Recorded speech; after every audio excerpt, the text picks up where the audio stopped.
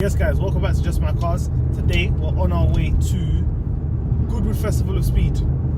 I finally made it to this show. Well, I haven't made it yet, I'm about 40 minutes away. But I've been wanting to come to this show for a few years now. So I'm actually happy that we're going. The sun's out, it's a nice day. Not too hot, just right.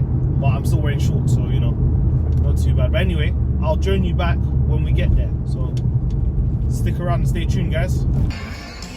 So I've been to Goodwood a couple times, obviously for Players Classic, but I didn't realise how much bigger it is here. So there's all this to do, and I don't even know what I'm actually doing first. This insane looking thing is a 935. So basically the 935, the Porsche 935, is like an old racing car. This one is like a homage to that, but obviously you can buy it. It's a real car. It went up the hill climb a couple of days ago, I think. So this is the F-Pace SVR. First time I've seen one. I didn't even realize they were making one. It's just another one of these SUVs that's completely ridiculous and completely unnecessary, but everyone's gonna buy it anyway. But yeah, it does look nice, I'm not gonna lie. I do like the F-Pace in general.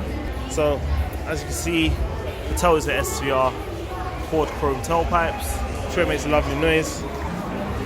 These two bonnet vents, do they actually do anything? Oh yeah, they do. There's a hole in there, you can transfer it handed. And it's got a more aggressive front end as well.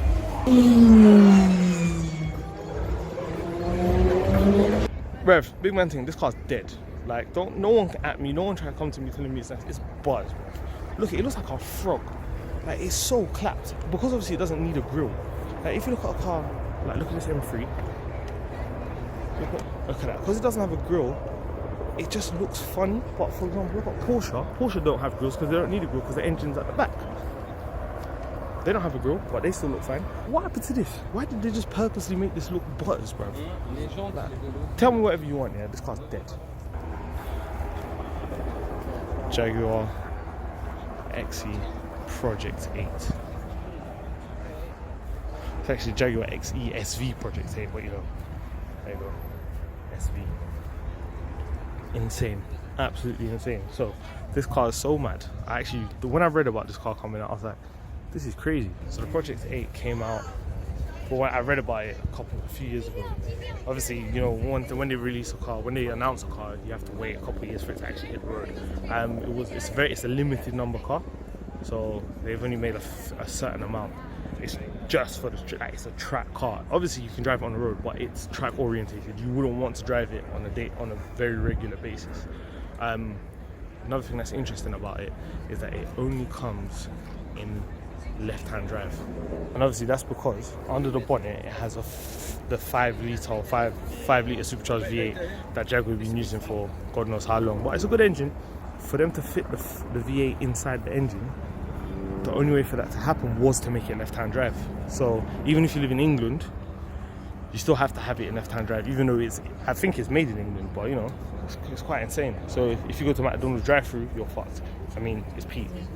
If you go, when you pull up to a car park and you've got to press for the ticket, it's peak.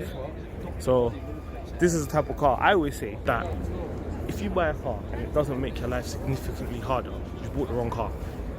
That's the epitome of that. So yeah, if you buy that car, you are literally making your life much harder. But to be fair, it's a pretty one-of-a-kind car, so I can understand why you would make your life harder for that car. And to be fair, if you buy that car, you probably got like 3 other cars to drive anyway, so it's not a big deal. Look at this massive truck. This is, I think it's a Dakar race truck or something. Mad thing, look at that. Look at the suspension. Crazy. And it's even crazier that I can actually just put my phone inside and film it. Mad thing.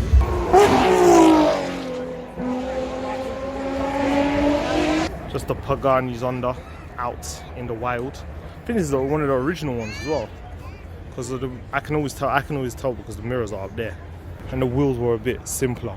Also by the wing, how it's got 2 spoilers on either side. Icon this car really is.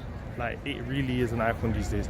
The way that this car came and just didn't change the scene, but it's just, there's always a supercar company from Italy or from England, or that things they know better than the establishment. Like they'll be like, oh yeah, we know better than Lamborghini and Ferrari and everybody that makes supercars and everyone with all the multi-million-pound contracts and all the superstar celebrities. We know better than them, even though we build cars in sheds. But Pagani showed that they knew different. I don't say they know better, but they knew different, and I think that's why people really like them. Right, so behind me, there's Zondas. They put their names down so we can tell which ones they are. Because to me, I get confused with these Zondas. So, I think they're all the special edition ones, or all the different special edition ones. Now, this one here, I think you might remember it, this one here. That one. You might remember it from a Top Gear video, Top Gear episode, where it was for a track, but it was too loud to be driven on any track in the UK, and and it couldn't be driven on the road because it was a track car. Zonda made that to say that we're not going to make any more Zondas after this. This is the Zonda outright, because obviously the Zonda had been around for like 10 years minimum by that point. So they wanted to make way for a new thing. When they were making the Quira, this was going to be like, oh yeah, this is the last special edition Zonda, we're not making another one anymore, it's going to be a new one. But then after that, Pagani decided to make two more. They made the Senk and the Barchetta. Yeah, the Barchetta came out when the Quira was already out, so they didn't want to let go of the Zonda, to be fair, but it was a special car. There's one that's done 1 million kilometers or something, which is insane for this kind of car. Good to finally see a 4 GT out. Well, even though it's in a show, but you know, I haven't seen one in real life. It's carbon wheels. And up there lurking is the new Focus ST. So here we have it, the Mark IV Focus ST. So this is the estate version. Just as nice as most of them, to be fair. But it does look much sportier than the current standard Focus. So obviously this orange isn't the same as my orange.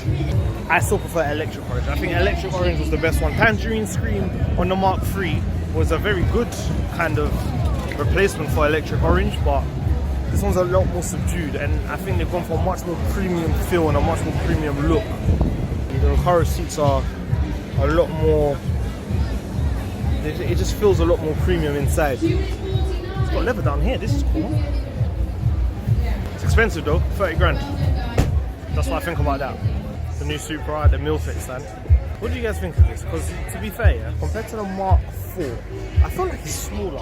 I haven't spent much time around Mark IV Supras, but obviously when you go to shows and stuff, it does look smaller than a Mark IV.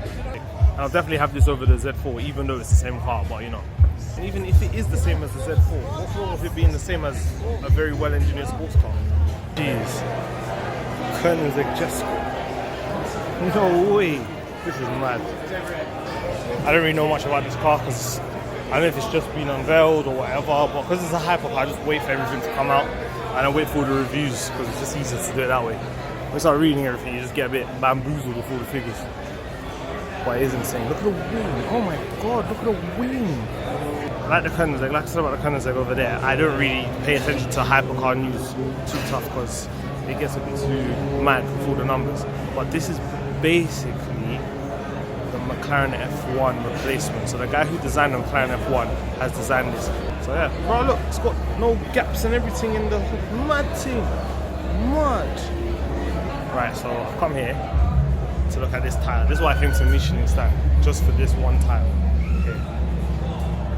So it's the Pilot Sport Cup 2 something. Anyway, it uses technology called Michelin Track Connect. So it's got this little thing in the tyre, yeah? This little thing in the tyre. So when you're out on a track day, for example, and you are setting the maddest lap times and you're proper raging around the track and stuff, basically your tyres will get really hot. But then they'll get hot, but then they'll lose pressure unevenly around the four sides of the car. So you'll notice that you'll start going around the track slower and slower each lap.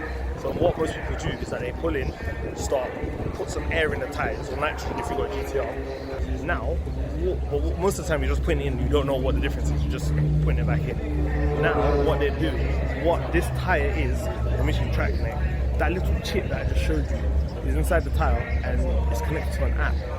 And then as you go around the track and as you spend your time on a track day, what will happen is that the tyres will tell the app which ones need more air.